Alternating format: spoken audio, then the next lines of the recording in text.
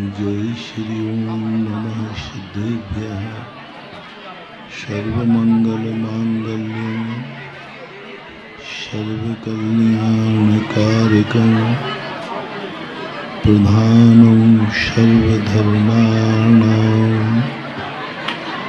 जैनं जयतु शासनं जैनं जयतु शासनं। पंच परमेष्टि भगवान के आचार्य श्री गुरुवर कुंद कुंद महाराज की आचार्य श्री गुरुवर विद्यासागर महाराज की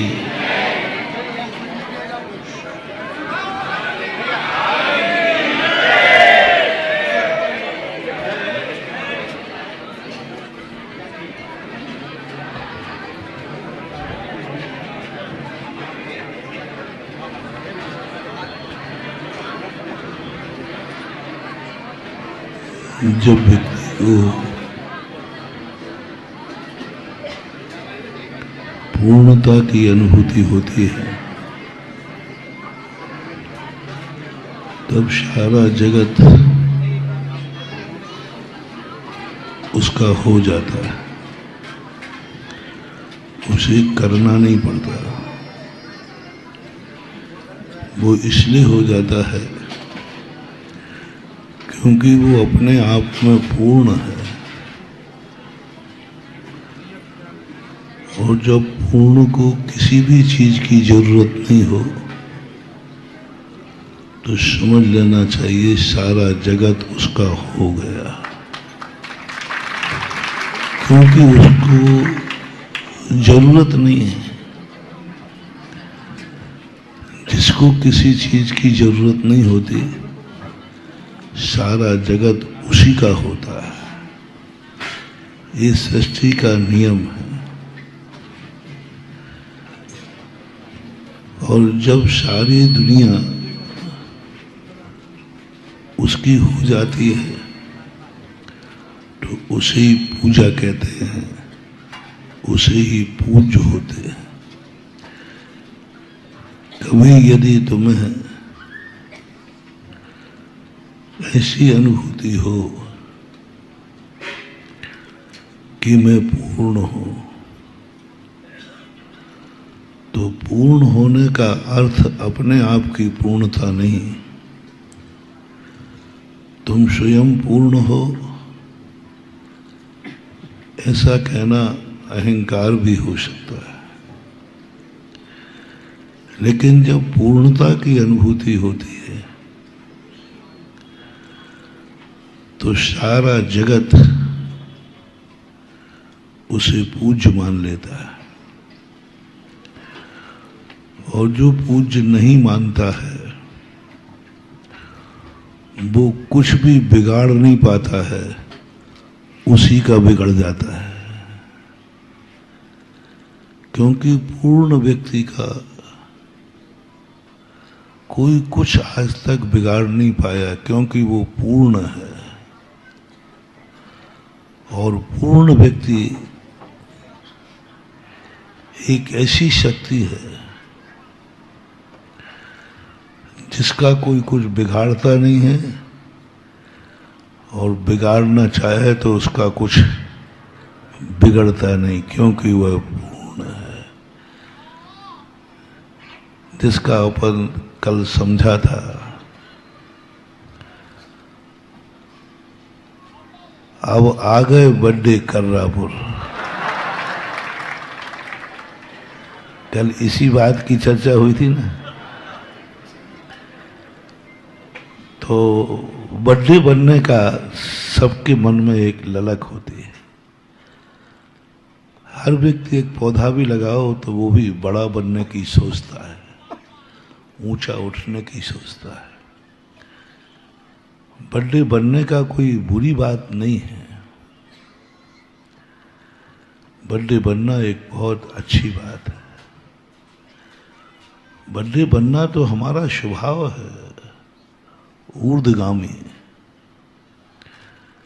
पूज्यवर उमा स्वामी महाराज ने तत्वार सूत के 10वें अधिकार में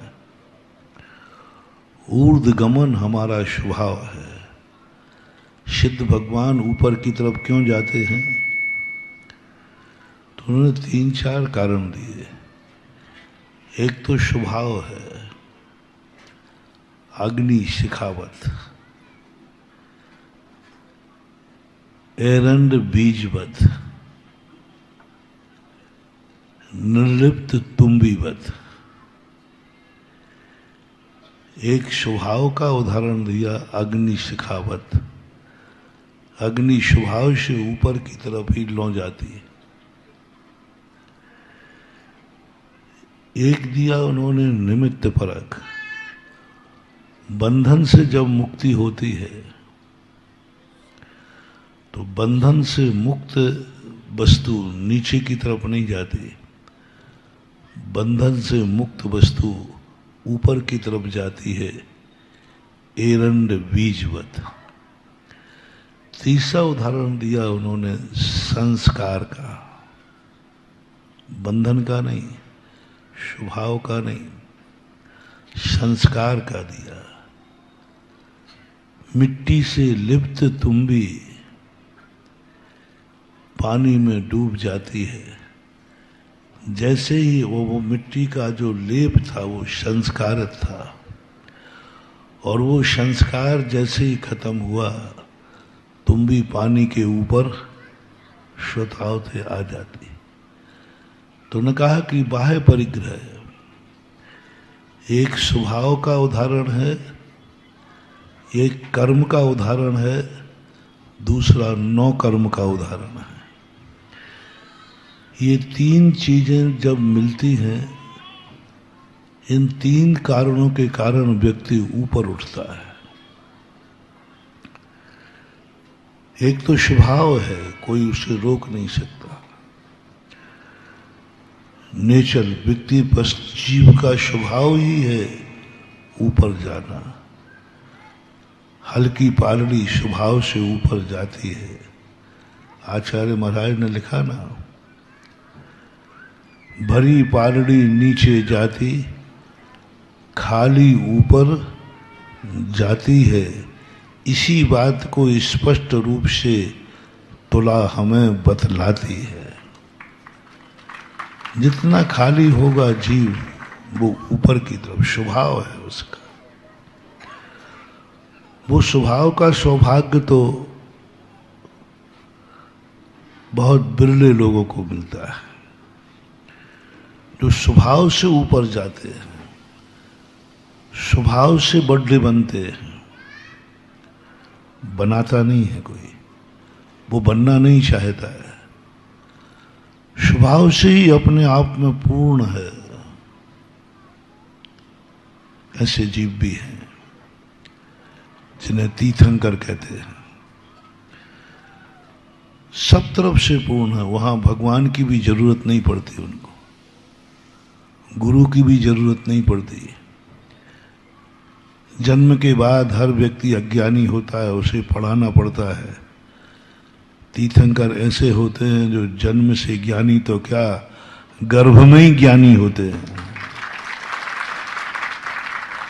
अब सारी दुनिया तो जन्मती है तो उसे पढ़ाना पड़ता है, भाई स्कूल भेजो। लेकिन तीर्थंकर तो अनुगामी ज्ञानी है, ज्ञान लेकर आए हैं वहां से। वो कभी स्कूल नहीं जाते, कॉलेज नहीं जाते, कोई उनको कोई पढ़ाता नहीं है, कोई उनको सिखाता नहीं है। ऐसा उन्होंने पूर्व भाव से स्वभाव बना लिया।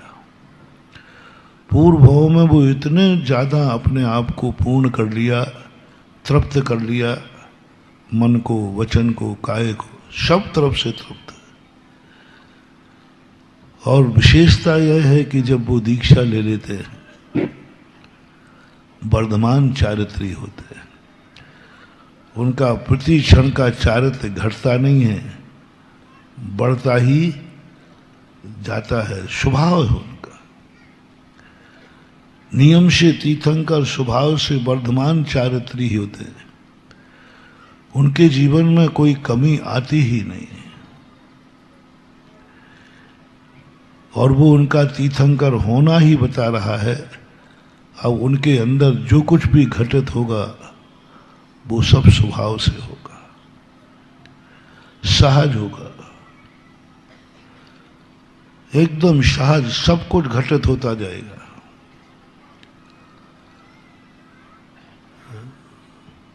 न वो मंदिर जाते हैं और मंदिर नहीं जाना है ये भी भाव उनको नहीं आता, सहज में। फिर नमोकार मन नहीं पढ़ना है सो बात नहीं है, पढ़ते भी नहीं है, सहज भाव में ऐसी स्थिति बन जाती है उनकी। ऐसे जीव तो बहुत बिरले होते हैं जो स्वभाव से बड़े होते हैं, जो स्वभाव से ऊर्ध्वगामी होते हैं, जो स्वभाव से जन्म के पहले ही जिन्हें लोग त्रिलोकी नाथ कहते हैं, जन्म से ही भगवान कह दिया। चैत बदी नौमी तिथि जन्म्या, बालक नहीं कहा, छोरा नहीं जन्मा किसी के, क्या कहा? जन्म्या। लो अभी जन्म हुआ ही है और लोग कहते हैं भगवान का जन्म हो गया। कैसा पुण्य लेके आए जी। अबोध है दुनिया की दृष्टि में, लेकिन जन्म से ही लोग भगवान की दृष्टि से देख रहे हैं। 9 महीने गर्भ में भी कौन आया है?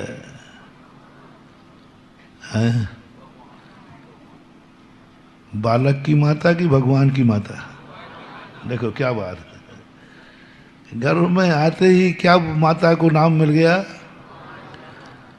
और भगवान की माता होती ही नहीं, क्योंकि भगवान तो अरहंत बनने के बाद बनते ना, और अरहंत की कोई माता। लेकिन क्या गजब का पुण्य है, बालक के गर्भ में आकर के ही बालक की माँ, दुनिया की माताएं बनती हैं बच्चे की माँ, बच्ची की माँ, और एक माँ ऐसी है जो बनती है भगवान की माँ। सारा जगत कह रहा है भगवान की माँ। देवियां सेवा करती हैं, बालक की माँ की नहीं, भगवान के माँ की सेवा। शास्त्रों में लिखा है। 6 महीने पहले भी वो अभी बालक देव पर्याय में है, अभी वहां से मरण नहीं है, तब भी 56 कुमारियां जाती हैं। बोले कहाँ जा रही हैं? भगवान की माँ की। अरे भाई अभी तो वो बेटे ही नहीं आया, जीव का अवतरण नहीं हुआ, उसके पहले ही भगवान की माँ, त्रिलोकी नाथ, 3 लोक का अधिपति, ये कैसा स्वभाव प्राप्त कर लिया उसने। प्रकृति की दृष्टि में बालक है और दुनिया की दृष्टि में भगवान है। प्रकृति कहती है बालक का जन्म हुआ है, लेकिन सारा जगत कहता है नहीं, भगवान जन्मा है। ये सौभाग्य एक भव की नहीं, 10 भव की परम पवित्र साधना से प्रसूत होता है।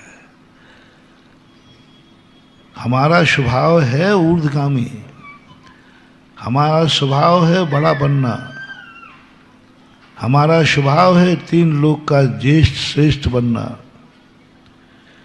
लेकिन उस स्वभाव को प्राप्त करने के लिए भी साधना करना पड़ती है। बहुत बड़ी चीज है मानव, स्वभाव को प्राप्त करने के लिए साधना, स्वभाव को प्राप्त करने के लिए। मोक्ष मार्ग का जो स्वभाव है जीव को, और सारे दुनिया के द्रव्यों को, स्वभाव को प्राप्त करने के लिए कोई साधना नहीं करना, पुद्गल को भी नहीं करना। पुद्गल को परमाणु बनने के लिए कुछ नहीं, भेदादणु, 4 द्रव्य तो अपने स्वभाव में है ही। लेकिन जीव द्रव्य के लिए एक ऐसी कठिन व्यवस्था बना दी एक और तो हमें लालच दे दिया, तुम्हारा स्वभाव ऊर्ध्वगामी है, तुम्हारी शक्ति अजर अमर अविनाशी है। कल कहा था ना, तुम्हारा स्वभाव है कि तुम कभी मर नहीं सकते, ये आत्मा का विभाव नहीं है, स्वभाव है। आत्मा कभी पतित हो नहीं सकती, ये आत्मा का स्वभाव है। जब स्वभाव है तो हमें अनुभव में आना चाहिए। बोले नहीं, जीव द्रव्य के लिए पाबंदी लगाई, यदि तुम्हें स्वभाव प्राप्त करना है तो तुम्हें तपस्या करना पड़ेगी, साधना करना पड़ेगा। स्वभाव को प्राप्त करने के लिए साधना, बड़ा आश्चर्य है। ऐसा क्या अपराध कर दिया जीव ने स्वभाव को प्राप्त करने के लिए? अग्नि गर्म होती है, उसको गर्म होने के लिए क्या साधना करना होती है? जल ठंडा होता है। लेकिन जब जीवात्मा की बात कही कि हमारा स्वभाव है तो हम क्या करें, वो स्वभाव की अनुभूति कराओ, बोले नहीं होगी। जीव को स्वभाव तक पहुंचने के लिए साधना करना पड़ेगी, पुरुषार्थ करना पड़ेगा, तपस्या करना पड़ेगी स्वभाव को पाने के लिए। ये ऐसा हो गया कि एक पिता का मकान को, स्वयं का मकान है, स्वयं ने बनाया है, स्वयं ने रजिस्ट्री की है, उसे प्राप्त करने के लिए उसे कोर्ट में खड़ा होना पड़ रहा है। मकान किसका है? पट्टा किसका है? रजिस्ट्री किसकी है? सब कुछ है। फिर भी ऐसा किसने कब्जा कर लिया कि सब कुछ मेरे नाम है, फिर भी उसे पाने के लिए कोर्ट में जाना पड़ रहा है, कोर्ट में जाना पड़ रहा है, अधिकार मांगना पड़ता, मेरे मकान का अधिकार दो, कागज मेरे पास है। ऐसा आप लोगों के जीवन में घटित होता है कि नहीं? बस ये तुम लोगों के जीवन में तो कभी कभी घटित होता है, लेकिन ये जीव द्रव्य के साथ इस संसार में हर व्यक्ति के साथ घटित होता है। हम मालिक हैं अनंत ज्ञान, अनंत दर्शन, अनंत सुख के, लेकिन कर्म ने ऐसा कब्जा किया, ऐसा कब्जा किया, इसे खाली कराने के लिए पता नहीं हमें किन किन कोर्टों में अर्जी लगाना पड़ती है, कितनी मेहनत करना पड़ती है। सब मालिक मैं हूं, अनंत शक्ति का, स्वभाव का मालिक मैं हूं, अनंत ज्ञान, अनंत दर्शन, अनंत सुख, सब कुछ मेरे पास है, रजिस्ट्री है मेरे पास, मेरा स्वभाव है, मेरी पहचान है। लेकिन उसकी मलकियत की अनुभूति करने के लिए, उस मकान में रहने के आनंद लेने के लिए वसीयत है हमारे नाम, लेकिन उस मकान में रहने का आनंद लेने के लिए हमें कोर्ट कचहरी करना पड़ती है। कई बार तो कोर्ट कचहरी से भी निर्णय भी हो जाए, तुम्हारे पक्ष में फैसला भी हो जाए, लेकिन ऐसे गुंडे ने कब्जा किया है। आप लोग हमें बताते रहते हैं कि महाराज हम कोर्ट से भी जीत गए, निर्णय भी हो गया, तो हम कि अब क्या गड़बड़ी है? बोले कब्जा नहीं मिल रहा है। बोले क्यों? बोले गुंडा खतरनाक है। केसरिया नाथ है ना राजस्थान, जैनी सुप्रीम कोर्ट से जीत गए,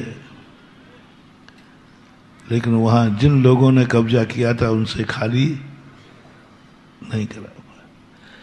ऐसा ही अपनी जिंदगी में है कि अपनी जिंदगी में कर्मों ने ऐसा कब्जा किया, कई बार तो पूरी जिंदगी क्या जन्म जन्म तक पुरुषार्थ करते हैं, तो भी हम कर्मों से अपनी आत्मा को खाली नहीं करा पाते। 11वें गुण स्थान तक होके आ जाते हैं।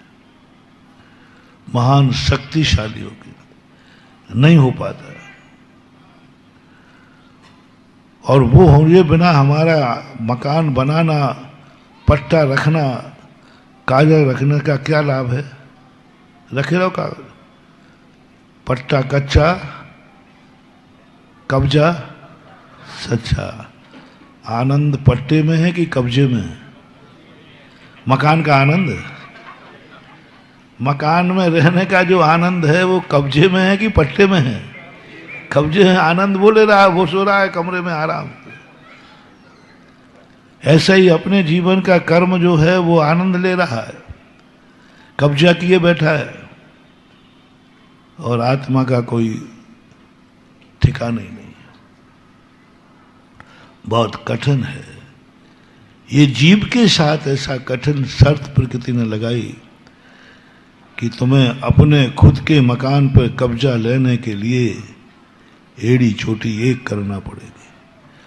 अपने स्वभाव का आनंद लेने के लिए, ऊर्ध्वगामी बनने के लिए तुम्हें भाव से समस्या करना, तपस्या करना। तीर्थंकर देखो, पारसनाथ देखो, 10-10 भाव से कमठ का उपसर्ग झेल रहे। एक पक्षी है, दूसरा पक्ष बेचारे 10 भाव से मौन है। एक पक्ष से अत्याचार चल रहा है, अत्याचार पे अत्याचार हो रहा है, बर्बाद कर दिया पारसनाथ के जीव को, तो भी एक पक्षी बैर चलता रहा, दूसरा पक्ष बिल्कुल मौन बैठा रहा। क्यों? क्यों? क्योंकि उन्हें अपने स्वभाव को प्राप्त करना है। मुझे बड़े बनना है, बड्डे। बुंदेलखंड में बुंदेलखंडी भाषा बोलना तो तुम्हें समझ में आते है। मैं कहूँ मुझे सिद्ध बनना है, मुझे 3 लोक का सबसे श्रेष्ठ बनना है, तो तुम्हें इस साहित्यिक भाषा में नींद आ जाएगी। और जैसे ही कहें कि मुझे बर्थडे बनना है, हाँ ये मामला ठीक है। क्योंकि बच्चे को बच्चे की भाषा में बोलोगे तो वो तुम्हारे साथ खेलेगा, और यदि तुमने उत्कृष्ट भाषा बोली तो वो आउट कर देगा। इसलिए माँ को भी जब बच्चे के साथ खेलना पड़ता है तो वो कहते बोलो महावीर स्वामी की दे, तो माँ भी बोलती दे। तो वो बच्चा सोचता है ये मेरी मैचिंग का आदमी है। इसलिए बर्थडे बनने की बात जो कल चर्चा आई थी, बहुत अच्छा शब्द है। उसके बनने के लिए 10-10 भाव तक उपसर्ग झेलना पड़ेंगे, तपस्या करना पड़ेगी। कभी शेर खाएगा, कभी अजगर निकलेगा, कभी 12 मन की शिला के नीचे कुचल के मरना पड़ेगा। देखो 10 भाव उठाओ पारसनाथ, जब वो झेलते झेलते गए तब कहीं जाकर के वो जगत के बड्डे बन पाए, त्रिलोकी नाथ बन पाए।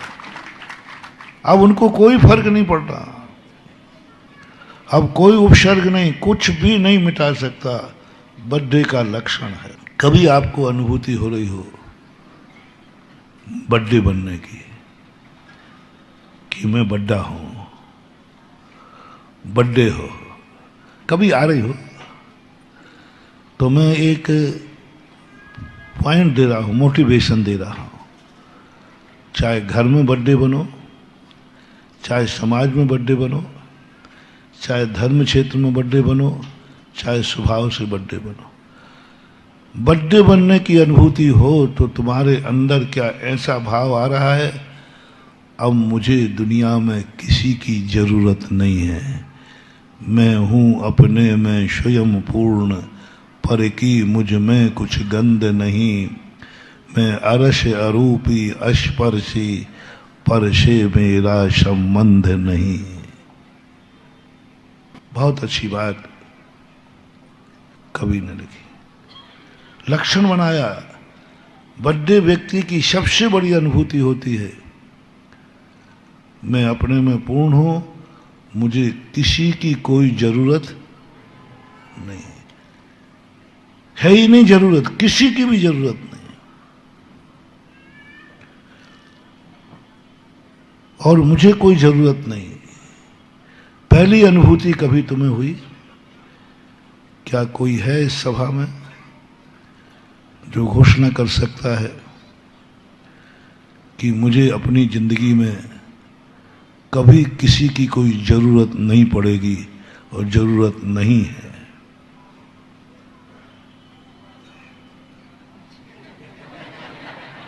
मेरी तरफ मत देखो, मैं तो हाथ नहीं उठाऊंगा, मुझे तो बहुत जरूरत है।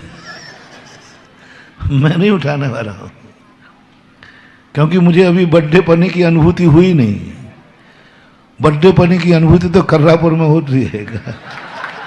आप आ गए बर्थडे कर रहा हूं, इसलिए पूछ रहा हूं कभी तुम्हें हो गई हो अनुभूति? तो एक अनुभूति बताओ, क्या अंदर की आवाज आ रही है अब मुझे किसी की कोई जरूरत श्वास की भी नहीं?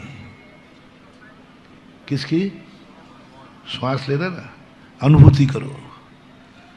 क्या अंदर ये अनुभूति कर सकते हो अब मुझे श्वास की भी जरूरत नहीं है, हवाओं की भी जरूरत नहीं है?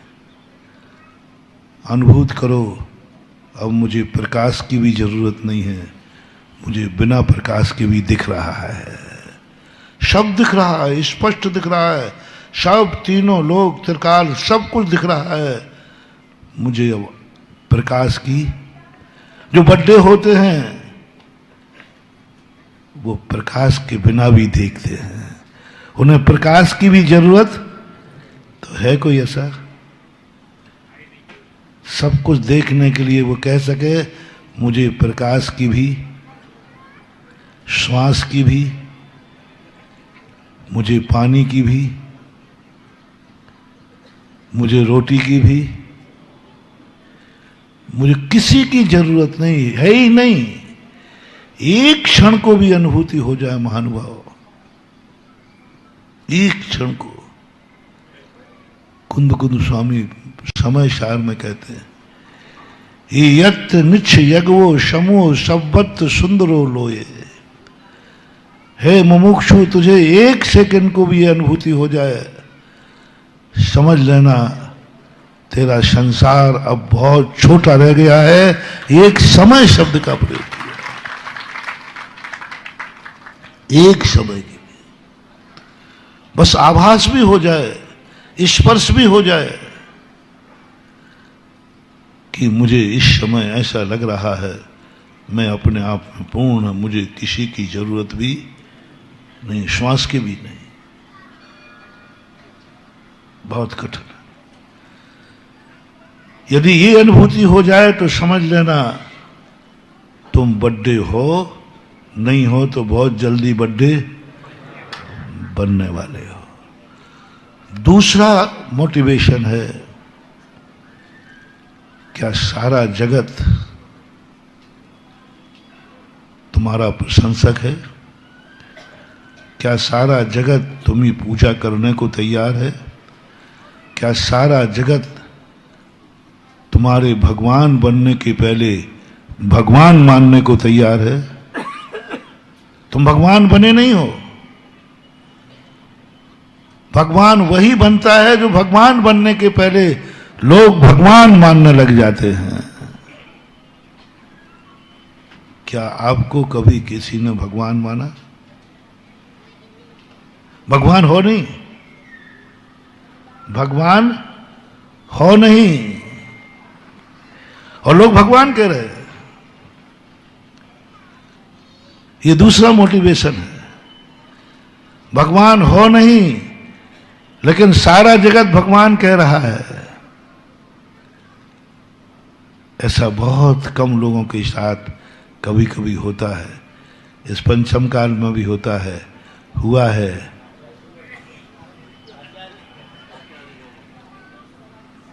जो आचार्य थे, जो छद्मस्त थे, जो पूर्ण ज्ञानी नहीं थे, सर्वज्ञ नहीं थे ना, लेकिन फिर भी सारे जगत ने उनकी मुद्रा को किस रूप में देखा?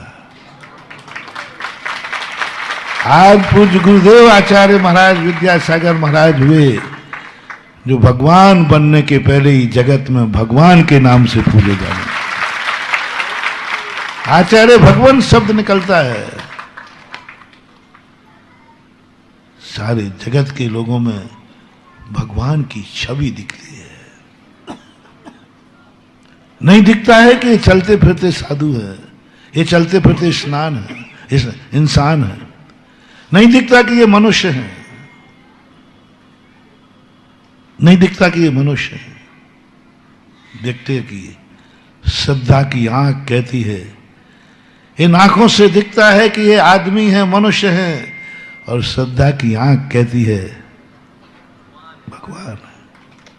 मंदिर में है क्या? आंख कहती है पाषाण है। सबसे पूछो मंदिर में क्या है? पाषाण है। पारसनाथ भगवान बैठे ना, कहां दिखती है कि ये काला पाषाण है? अंकुर कॉलोनी के भगवान का मूल नायक का रंग कैसा है? कौन से पाषाण की है? हैं? काले पाषाण। मैं इतना मूर्ख नहीं है कि पथरा को नमस्कार करूं। नमोस्तु करके आया हूं पारसनाथ को। आंख कहती है पथरा है, आंख कहती काला पाषाण है, और श्रद्धा की आंख कहती है साक्षात। साक्षात, परोक्ष नहीं, साक्षात भगवान, साक्षात। देखो चमत्कार देखना, कैसे निधत्त निकाचित कर्मों का क्षय होता है, कैसे होता है इन पाथरों को नमस्कार करने से पुण्य का बंध। एक पाषाण ही तो है। मिस्त्री से पूछ लो, वो कहता मैंने बनाई थी। लाने वाले से पूछ लो, वो कहता मैं जयपुर से लाया था। सबसे पूछो। और भक्त से पूछो तो भक्त कहता लाए होगे तुम मूर्ति, लाए होगे पाषाण, जिस जगह झुकाऊंगा मस्तक वो पत्थर देवता हो जाएगा। यह है चमत्कार। सारा जगत पत्थर कह रहा है और भक्त कहता है मैं अभी नमस्कार करूंगा। तो 2000 साल पहले एक घटना घटी।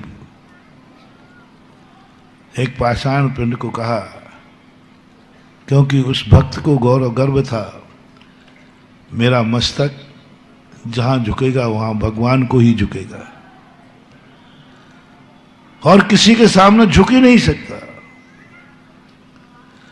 ना आज तक झुका है, ना झुक रहा है, और ना झुकेगा। उसको किस पर विश्वास था? अपने मस्तक पर, अपनी श्रद्धा पर, भगवान पर नहीं, गुरु पर नहीं, नमोकार मंत्र पर नहीं, अपने मस्तक पर विश्वास था। घोषणा कर दी। राजा ने कहा ऐसा कभी होता है क्या कि जहां नमस्कार करे वहां भगवान प्रकट हो? भगवान को झुकता नहीं, इसका झुकाओ। शमंत्रभद्र महाराज कहते हैं मत झुकाओ, ये मस्तक झुकेगा, भगवान को ही झुकेगा। पर तो लोगों ने कहा कैसे झुकेगा? पाशा भगवान है ही नहीं है, भगवान है ही नहीं यहां, झुकेगा कैसे? और इसके मस्तक को झुकाना। जैन दर्शन, वैष्णव दर्शन में दोनों में एक एक उदाहरण ऐसा आया है जो हमारी जिंदगी को बहुत बड़ी शक्ति देता है, बहुत बड़ी श्रद्धा देता है, और बड्डे बनने का मार्ग खोलता है। बहुत वहां भी आया। हिरण्याकश्यप ने पूछा अपने बेटे प्रहलाद से, कहाँ है तेरा भगवान? बोले जहां मैं देख रहा हूं, मुझे दिख रहा है, यहां वहां जहां तहां, कुछ मत पूछो कहां कहां, जहां जहां देख रहा हूं वहीं वहीं भगवान दिख रहा है।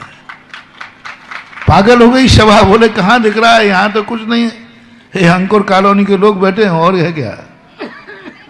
कुछ दूसरी कॉलोनी के भी आ गए होंगे। तो महाराज बैठे, यहां कहां से भगवान आ गया? कहां से भगवान आ गया? कैसा है भगवान जो नहीं होते हुए भी भगवान को भक्त को दिखता है? अरे दुनिया तो जब दिखती जब वो हो, लेकिन भगवान का सबसे बड़ा अतिशय है वो वहां है नहीं फिर भी भक्त को दिखता है। वो वहां है नहीं फिर भी भक्त को, जब है नहीं तो अरे है, छुपा हुआ है कहीं तो दिख जाए बात, ठीक है, वस्तु है। ये तो मुझे समझ में आई शास्त्रों में कि जितनी वस्तुएं हैं उनमें एक प्रमेयत्व गुण होता है जिस कारण से वस्तुएं देखने में आती हैं, किसी ना किसी ज्ञान का विषय बनती है, क्योंकि वस्तु है, छोटी सही सुई सही, लेकिन है तभी तो देखने में आ रही है। एक चमत्कार देखना महानुभाव, अब इसे भक्त का चमत्कार कहें या भगवान का, फैसला आपके हाथ में। क्योंकि मैंने पहले ही कहा शाम को पढ़ाई होती है और प्रातः एग्जाम होता है।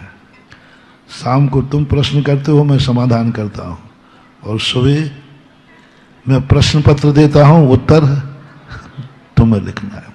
किसका चमत्कार है? फैसला करना है नहीं भगवान, पक्का है, गारंटेड है, और भक्त को दिख रहा है। पूरे आगम में स्पष्ट कहा है पारसनाथ भगवान, पारसनाथ टोंक से मोक्ष पधारे हैं श्रावण शुक्ला। ये हवा है कि सही है? नहीं, कहीं हवा उड़ा दिए ये सही है कि नहीं? तो भगवान कहाँ बैठा है? सिद्ध सा। कोई संदेह? पक्का? लॉक करूं? पक्का है ना? और सिद्धालय से कभी कोई लौट के आया है क्या? ये भी पक्का? ये भी पक्का? लॉक करूं? फिर अंकुर कॉलोनी में कौन बैठा है? पागल बना रहे हो सबको। ये भी पक्का है कि पारसनाथ सिद्धालय में चला गया, कितना भी काले कल्प सते पीछा गते शिवा नाम न च विक्रिया। 3 लोक में कितने ही काल व्यतीत हो जाए, 3 लोक उलट पुलट हो जाए, भगवान कभी सिद्धालय से नीचे आने वाला नहीं है। फिर मंदिर में कौन बैठा है? क्या सत्य है? क्या सत्य है? जिनवाणी का कथन सत्य है कि मैं अभी जिसे नमोस्तु करके आया हूं वो सत्य है, जिसका तुमने अभिषेक किया है वो सत्य है। प्रतिमा का अभिषेक किया कि पारसनाथ का? जितनी पूजाएं लिखी हैं प्रतिमा की लिखी कि भगवान की लिखी? क्या है सत्य? कहां है? पागल बना रहे हो दुनिया को। हिप्नोटिज्म, सम्मोहन है। आज के सुधारवादी इसको सम्मोहन बोलते हैं। हिप्नोटिज्म सम्मोहन है, साइकोलॉजी इफेक्ट है। महानुभाव, सम्मोहन यदि होता ना तो हमारा कार्य नहीं होता। मंदिर में यदि झूठा भगवान बैठा होता तो हमारे पापों का क्षय नहीं होता, हमारा सगुन नहीं होता, हमारा मंगल नहीं होता। क्योंकि नकली दवाई से कभी बीमारी दूर, और भगवान तो नकली है। कौन कहता है नकली है? बताओ भैया, कोई दवाई आपने खाई और आपकी तबीयत ठीक हो गई, फिर किसी ने कहा कि तुमने नकली दवाई खाई है, अब तो मान लोगे? आप बीमार थे कि नहीं, और दवाई ली, आप बिल्कुल ठीक हुए और पूरा ठीक स्वस्थ का अनुभव कर रहे हो दवाई खाने के बाद। उसके बाद किसी ने कहा मालूम तुमने नकली दवाई खाई है, अब एक्सेप्ट करो, तुमने दवाई खा ली और तुम स्वस्थ हुए, अच्छे हो। किसी ने कहा मालूम तुमने जहर खाया है। अब आप स्वीकार करो, जल्दी स्वीकार करो। आप दवाई खाने के बाद स्वस्थ हुए हैं और किसी ने कहा कि नकली दवाई खाई है, आप मानने को तैयार है? आप स्पष्ट कहेंगे भाई क्या सबूत है कि नकली है? तो पूछे क्या सबूत है कि असली है? मैं स्वस्थ हुआ हूं, यही तो असली का प्रमाण पत्र है। असली दवाई दुनिया में कौन सी है? जिस दवाई को खाने से हमारा रोग दूर हो जाए, बस वही असली है, चाहे वो भली राख की डिंगलिया क्यों ना हो। हमें आम से मतलब है या हमारी बीमारी दूर हो गई, हमारे लिए असली दवाई है। कौन कहता है नकली? हमारी बीमारी दूर हो रही, हमारे संकट दूर हो रहा है, हमारी इच्छाएं पूरी हो रही, हमारा मंगल हो रहा है, हमारा शगुन हो रहा है और हमें आनंद की अनुभूति हो रही है। मैंने साक्षात भगवान का दर्शन किया है, ये अनुभव में आ रहा। पाषाण आ ही नहीं रहा, मूर्ति आ ही नहीं रही। कौन है? सत्य क्या है? सबसे बड़ा चमत्कार है दुनिया का, जो है नहीं फिर भी स्पष्ट दिख रहा है, जो है नहीं फिर भी प्रभाव दिखा रहा है। सूर्य है नहीं फिर भी प्रकाश दिख रहा है नहीं, वो दुनिया में है ही नहीं, वो कभी अंकुर कॉलोनी में आएगा ही नहीं। जिस दिन पारसनाथ को मोक्ष हुआ था उसी दिन घोषणा हो गई थी अब पारसनाथ दुनिया में कभी आएंगे नहीं। उसी दिन किसी ने भक्त ने घोषणा की, पारसनाथ ने कहा मैं कभी नहीं आऊंगा। बड़े बड़े भगवानों ने कहा, एक भक्त ने कहा भगवान आपका संकल्प है मैं कभी नहीं आऊंगा और मैं भी ओरिजिनल हूं तो एक दिन तुम्हें बुला के रहूंगा। अब भक्त भगवान की टनाटनी है, दोनों नियम के पक्के हैं। भगवान तो पक्का है कि नहीं नियम का? बताओ बड़े, भगवान नियम का पक्का है कि नहीं?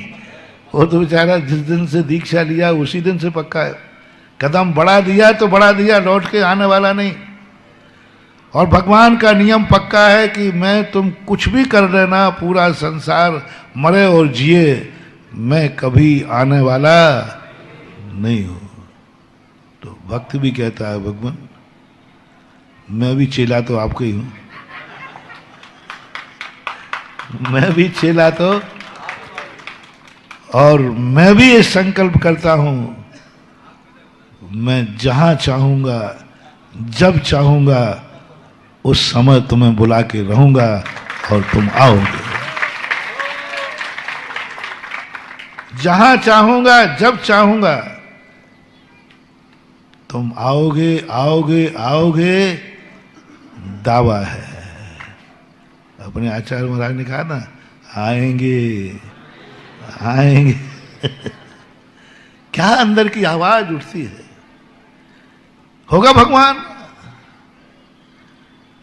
होगा भगवान का संकल्प, होगा नियत की धाराएं, होगा शास्त्रों की वाणी के भगवान सिद्धालय में जाने के बाद कभी नहीं लौटता। होंगे, ये सत्य है, मैं असत्य नहीं कह रहा हूं। लेकिन भक्त के लिए कोई मर्यादा नहीं, भक्त के लिए कोई सत्य नहीं, भक्त के लिए कोई वस्तु की जरूरत नहीं। भक्त का ज्ञान मात्र एक ऐसा ज्ञान है जिसे ज्ञेय की जरूरत नहीं है फिर भी वो ज्ञायक है। शास्त्रों में कहा ज्ञेय के बिना ज्ञायक नहीं। पूज्य कुंद कुंद भगवान नियम सार के अंदर कहते ज्ञेय को जानता है वो ज्ञायक है। लेकिन भक्त कहता है मुझे ज्ञेय की जरूरत नहीं है फिर भी मैं ज्ञायक हूं। भगवान नहीं है फिर भी मैं भगवान को जानता हूं, गायक हूं मैं। सबसे बड़ा चमत्कार मान हुआ, ये चमत्कार भगवान का नहीं।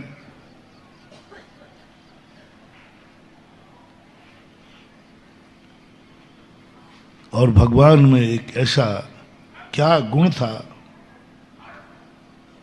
जिस गुण को भक्त ने चुनौती दे दी। मैं बुला के रहूंगा और आना पड़ेगा तुम्हें। सीधा कह रहा आना पड़ेगा। भगवान कहते हैं बेटा मैं भगवान हूं, एक बार गया तो लौट के आने का सवाल ही नहीं उठता। बोले आप जाओ ना, आपको कौन मना कर रहा, जाओ थोड़ा मोक्ष की सैर करके आ जाओ, बाद में तो तुम्हें हमारे पास आना ही पड़ेगा। सैर कराओ सिद्धालय में घूमना है तो। जिस दिन मैं ठानूंगा, क्या गजब की चीज। हर दर्शनकार ने यह घटना को घटित किया है। बोले कहां है तेरा भगवान? और भगवान सही में नहीं था, लेकिन प्रहलाद को दिख रहा था। सभा में भगवान सही में नहीं था, फिर भी प्रहलाद को कहां है?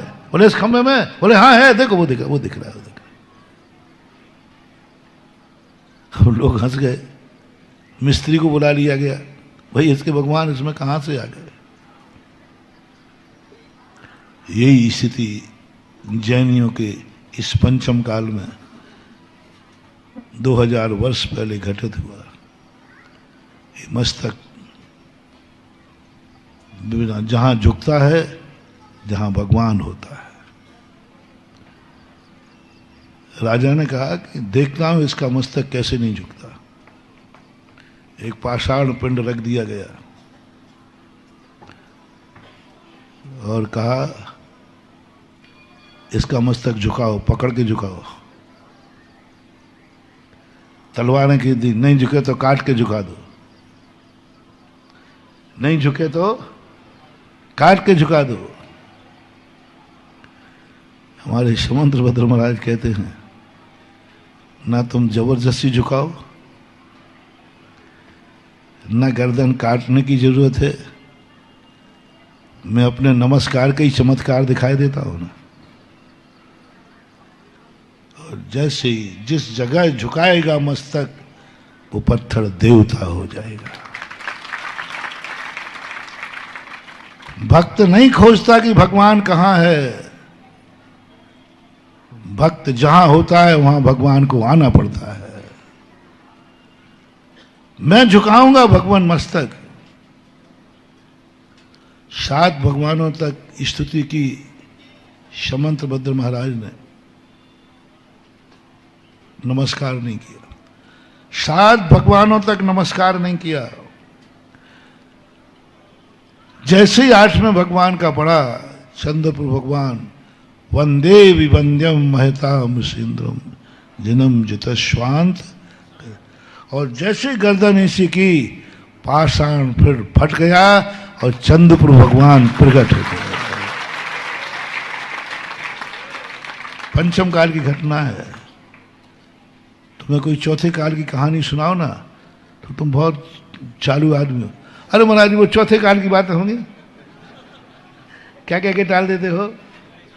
अब महाराज वो चौथे काल की बातें थी, उस समय भगवान भी था और लोगों के पास शक्तियां भी।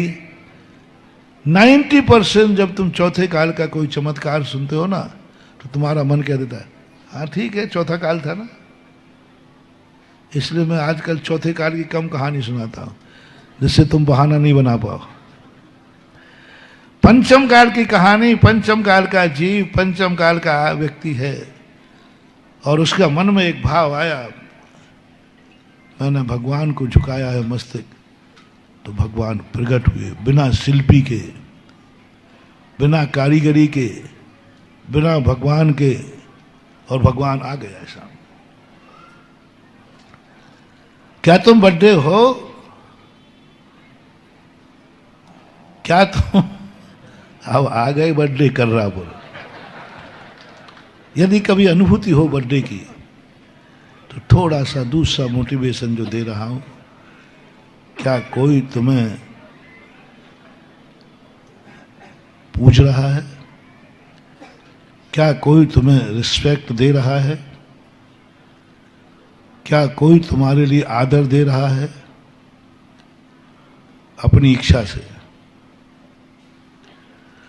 और जैसे ही तुम्हें लगे दूसरी फीलिंग, कोई मुझे रिस्पेक्ट दे रहा है, इसका अर्थ है कि मैं बड़ा हूं,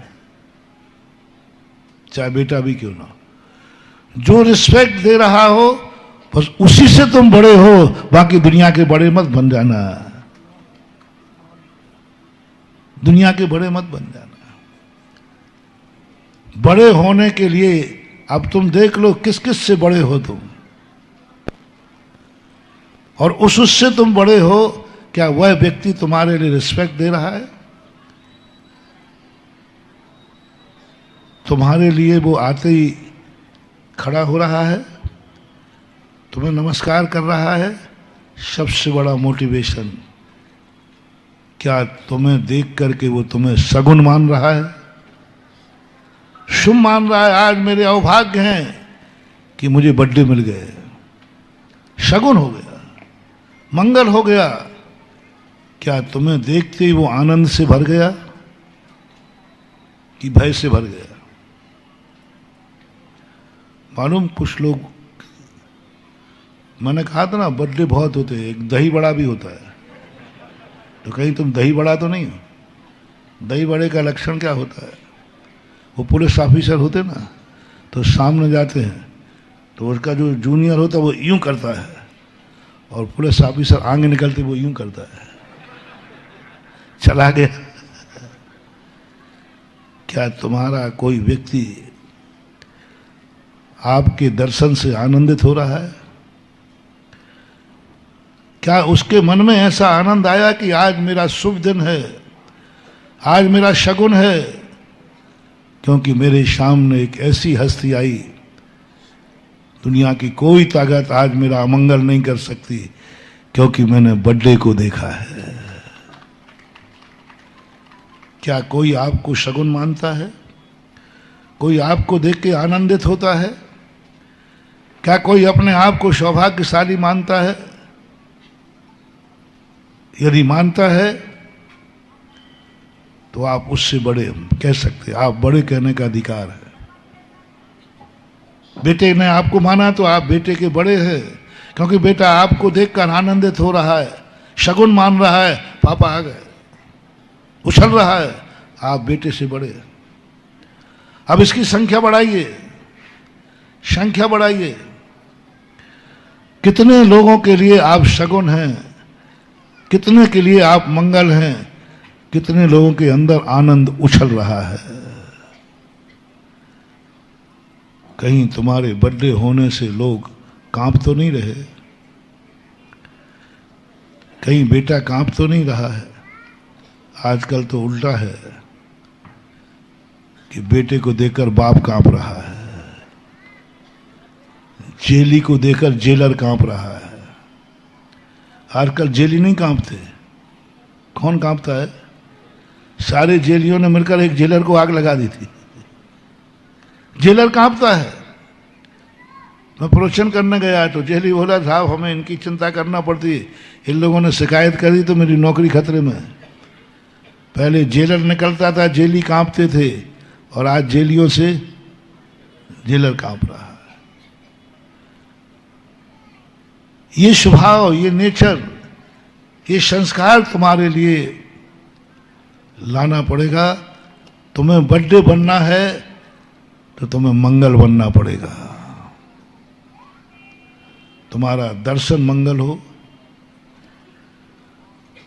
तुम्हारा देखना मंगल हो, तुम्हारा बोलना मंगल हो, जहां तुम्हारे चरण पड़ जाएं वो भूमि मंगल हो। ये मंगल का, बर्थडे का लक्षण है। किसी को पता चल जाए कि बनाना व्यक्ति आपके संबंध में सोच रहा था। दो व्यक्ति हैं, एक साधु और एक डाकू है। दोनों में आपके संबंध में किसी ने कहा फलाना व्यक्ति आपको आपके संबंध में सोच रहा था, आपको कैसा लगा? महाराज सोच रहे थे आपके संबंध में, कैसा लगा? अच्छा, मेरे महाराज सोच रहे थे। और यदि कोई डाकू सोच रहा हो तो? नहीं, अभी अभी मैं आया, वो डाकू तुम्हारे संबंध में सोच रहा था। मामला गड़बड़ है। किसने नाम लिया तुम्हारा? क्या तुम्हें महसूस हुआ कि मैंने इससे 2 शब्द बोले और उछल रहा है? आज मैंने कितना पुण्य किया कि मेरे से व्यक्ति बोल दिया। तुम्हारी आंख किसी पर उठी, बड्डे की आंख है कि छोटे की आंख है?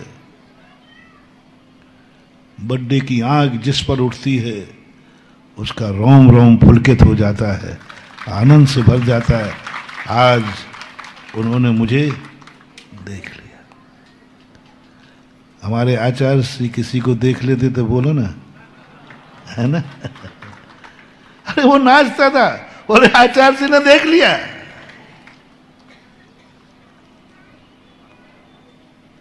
आ गए बर्थडे कर रहा पर।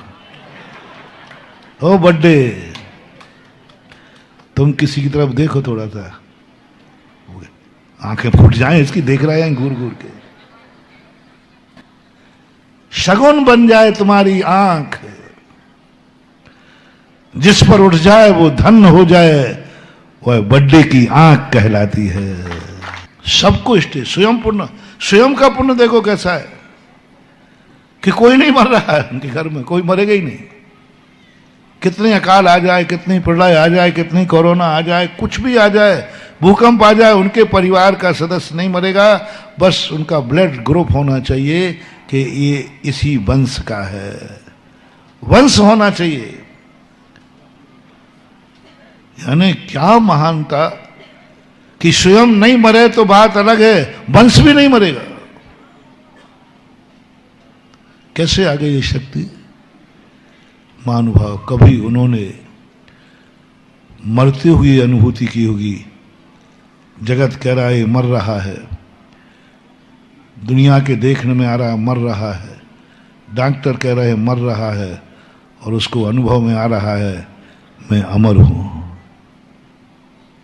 मैं अमर हूं, मैं मर नहीं सकता, मेरा कोई कुछ बिगाड़ नहीं सकता, और बिगाड़ रहा है। सिकंदर जब तलवार लेके पहुंचा कल्याण मुनि के पास, जब समय आपका हो गया, अब उदाहरण नहीं सुनाता, हाँ अब समय हो गया, अब कभी और से देखेंगे। तो ऐसी स्थिति को लेकर के ये अनुभूति कहीं हो जाए कि मेरा कोई कुछ बिगाड़ नहीं सकता। महानुभाव, सबसे बड़ी साधना है, सबसे बड़ी सिद्धि है, सबसे बड़ी अनुभूति है। अंदर से हो जाए, ऊपर से नहीं। शब्दों में तो कह दोगे, शब्दों में तो कह दोगे, लेकिन जब मौत सामने आ रही हो और तुम मर रहे हो और उस समय तुम्हें आनंद आ रहा है, सुकौशल महाराज को शेरनी खा रही है और वे अमरता का अनुभव कर रहे हैं, मर रहे हैं और अमरता का अनुभव कर रहे हैं। ये तीन मोटिवेशन तुम्हारी जिंदगी का आज का होमवर्क। सुन रहे हो बड्डे लोगों, ये 3 चीजें यदि तुमने कर ली तो बड्डे हो, बड़े हो, नहीं तो दही बड़ा हो। और दही बड़ा भी ऐसे ही थोड़ी बनता है, उसकी भी कहानी अलग होती है। पर अब समय हो गया तो अपन कहानी क्यों सुनाए। आज इतना ही कह के विराम करता हूं। महावीर भगवान की जय।